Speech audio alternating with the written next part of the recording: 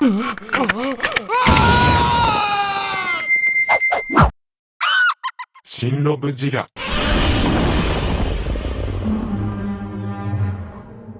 Slightly over 6 inches. Even further over 6 inches. First off, a loving and thankful shout out to that of Hiya Toys for providing me with not only this guy, but the Hiya GMK as well. I forgot to mention that at the beginning of the last video. Now, I'm gonna get my hot take about this guy out right at the very beginning. I'm already missing the original V1 paint job that we got with, the V1 Hiya Godzilla 2014. Now, I'm not sitting here saying that this thing wasn't flawed. It absolutely was. Eyes, teeth, Rudolph the Red-Nosed Kaiju, yeah. But the darker back end, the sandier underbelly, I miss that, especially since bro just looks like another Monsterverse Godzilla from Hiya Toys. Now, clearly, they're not the exact same color palette. He's a bit lighter, he's a bit darker, he's a bit grayer, he's a bit sandier. Ironic. He's a bit grayer with a lot more blue than he has. You know, it's not like he's not going to stand out, and I'm trying to communicate that healthily. I just feel like we lost a bit of his identity here. Yeah, that's it. That is my hot take. Nothing in rhyme, no protestations of sense or anything like that. You weren't expecting that, I hope. Thankfully, though, it's not all bad, as Homeboy's eyes are much clearer this time and are not looking at his nose. Look at that. I don't know how they friggin' do it. It's just nice. The teeth this time are going to be fully sculpted there, and they're not going to look like mayonnaise and ketchup mixed together into some kind of fancy sauce. The membranes are nice and pink, as is the tongue. The teeth, once more, easily discernible on his body. And for the most part, this guy's overall paint job kind of follows the exact same script as every other Monsterverse Godzilla figure from Hiya. Yeah, it's not a bad thing, and I imagine many will prefer this paint job over the original for many different reasons, and I get it. I do. Painted all the way to the tip of the tail. And I ain't gonna sit here like a cross-eyed donkey and tell you that these details aren't magnificent, because they are. Again, I'm just missing the overall proper GareGoji paint job.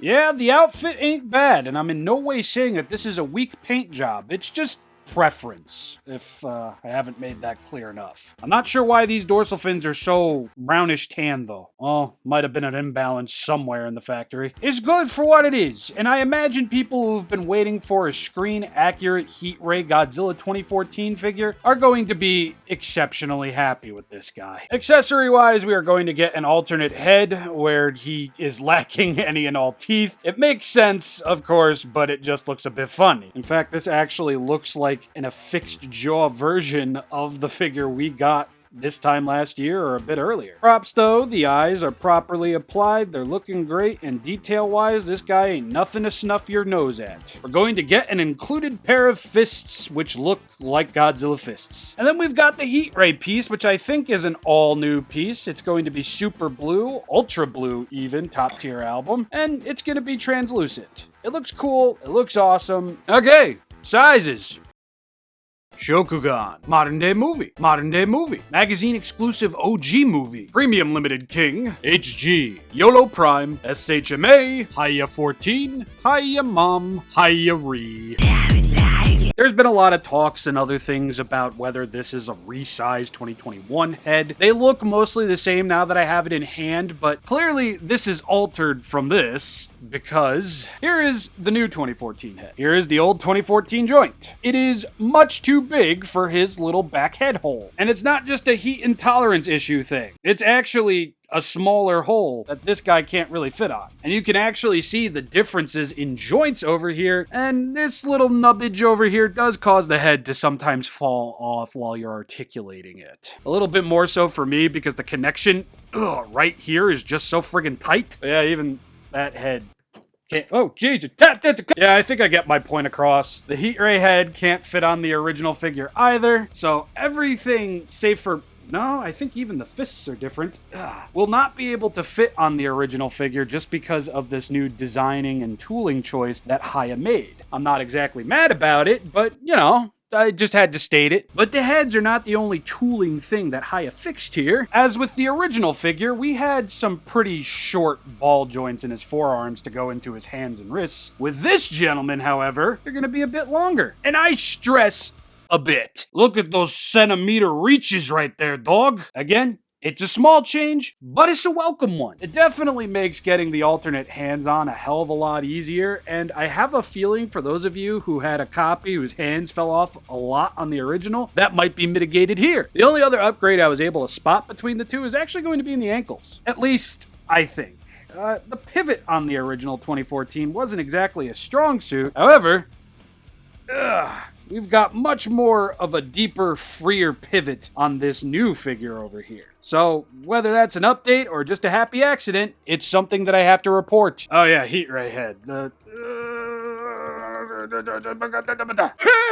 Okay. When you're putting the heat ray in, look for this little design point over here that looks like it's melding to his tongue. And then you just gotta shove it in. Yeah, and he's gonna slump. He looks fantastic, though, but I will say this might be another hot take of mine. I think I'm done with the standless heat rays. Either do something magnetic or just give us stands. Because... yeah.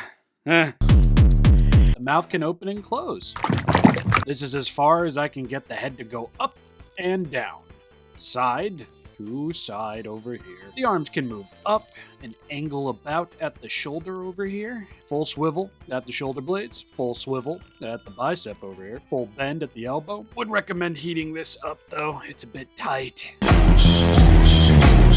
Swivel at the forearm over here. And some nice up and down, back and forth, side to side motions at the wrist. Barely there ab crunch. Can lean from side to side. I'm having a bit of trouble here, even after heat treatment. What the heck? Come on! Full meme-ish swivel at the torso over here. Nice. Thighs can move in and out like so. A full rotation at the hips/thighs. A nice double bend at the knee. Swivel at the shin, a really nice pivot at the ankles over here, and a swivel at the ankles. And then we have the tail, which, like most of the Monsterverse figures that predated the Toho stuff and Godzilla Evolved, it can hold a bit of a curve. You know, this guy, this mold, this tooling kind of predates all that, so yeah. Posability-wise, like most repaints, if you have the original, you have this. Maybe you prefer the translucent dorsal fins on this guy. Maybe you prefer the overall coloration on this guy. Maybe you just like the fact that you get an alternate head with a heat ray part. Whatever it is, if this is what you were waiting for, here it is. As stated earlier, there are some changes that were made to this figure that I think do it a lot more justice than the original did. But other than that, going from GMK to this, it was like super duper whiplash for me, because I'm sitting here trying to get these poses out of this figure and thinking, am I in a funk? Do I just not know? No. It's an older figure, older Hiya tooling. It's not going to match that of 91 or GMK. And once I finally realized that, I was able to get something. But what really saves this release for me is the translucent dorsal fins and the heat ray, and just how reactant they are to UV light. Once again, Hiya with their UV light additions totally brings out a whole new spirit in this figure. I especially like that the orange eyes are going to be UV light reactant, and shooting in the dark with this UV light brought the fun out of the experience for me. And getting shots where you can clearly see his orange eyes and you can really see those blue dorsal fins pop, light up, and just own it makes me even more excited for the Exquisite Basic Plus line with all those light up features and such, because I would have loved to see this with all of that. First off, the heat ray. It is exceptionally translucent and it looks great under all this lighting. Oh yes, look at that. As for the dorsal Nathan Fillions, yep, that's translucent all right. Oh wow, these are much more translucent, just like Canuck said. Damn, look at that. Huh. Yeah, well, I guess less paint will do that for you. And I do like that these are translucent. It is coming off a little weak, I would say. Huh, yeah, look at that. It's a bit on the weak side when it comes to the translucent nature, but you know what? They are smaller. They are painted.